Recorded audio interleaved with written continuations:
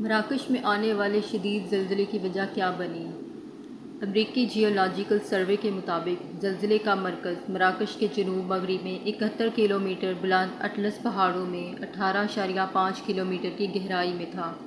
اس زلزلہ کی وجہ ان پلیٹس کے درمیان ہونے والا تصادم تھا جو یورپی اور افریقی براعظموں کے نیچے پائی جاتی ہیں۔ وسطی مراکش میں 6.8 شدت کے زلزلے سے کم از کم 820 افراد ہلاک جبکہ 672 افراد زخمی ہوئے ہیں اور اس تعداد میں اضافے کا خدشہ ہے۔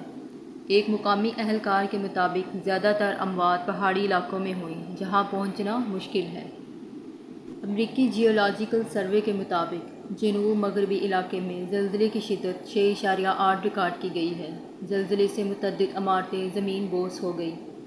غیر ملکی میڈیا کے مطابق زلزلے کا مرکز مراکش شہر سے 75 کلومیٹر دور اطلس کا پہاڑی سلسلہ ہے جبکہ اس کی گہرائی 18.5 کلومیٹر ریکارڈ کی گئی۔ مراکش کی وزارت داخلہ نے 296 افراد کے جاں بحق ہونے کی تصدیق کرتے ہوئے بتایا کہ ہسپتالوں میں ایمرجنسی نافذ کر دی گئی ہے۔ مقامی میڈیا کا کہنا ہے کہ زلزلے کے بعد بڑے علاقے کی بجلی منقطع ہو گئی ہے جبکہ یونیسکو کی جانب سے عالمی ثقافتی ورثہ قرار دی گئی تاریخی عمارتوں کو بھی بہت نقصان پہنچا ہے۔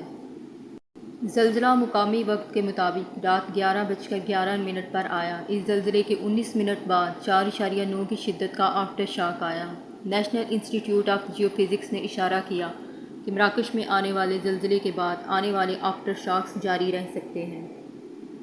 مقامی میڈیا کے مطابق زلزلے کے متعدد علاقے بجلی سے محروم ہو گئے ہیں جبکہ یونیسکو کی جانب سے عالمی ثقافتی ورثہ قرار دی گئی تاریخی عمارتوں کو بھی نقصان پہنچا۔ میڈیا رپورٹس کے مطابق زلزلے کے بعد سے آفٹر شاکس کا سلسلہ جاری ہے جس کے باعث عوام گھروں میں جانے کی بجائے سڑکوں اور کھلے مقامات پر آ گئے ہیں اور حکام کی جانب سے عوام کو خبردار کیا گیا ہے کہ اپنے گھروں کو نہ جائیں۔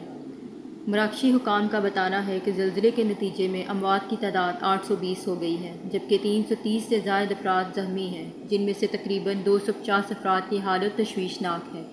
اس کے علاوہ تاحال درجنوں افراد ملبے تلے دبے ہوئے ہیں جس کے باعث اموات میں اضافے کا بھی خدشہ ہے۔ حکام کا بتانا ہے کہ زلزلے کے نتیجے میں کئی عمارتیں زمین بوس ہو گئیں جبکہ درجنوں عمارتوں کو جزوی نقصان پہنچا۔ زلزلے سے متاثرہ علاقوں میں ریسکیو اور ریلیف آپریشن شروع کر دیا گیا ہے اور عوام سے ہسپتالوں میں خون کا عطیہ دینے کی اپیل کی گئی ہے۔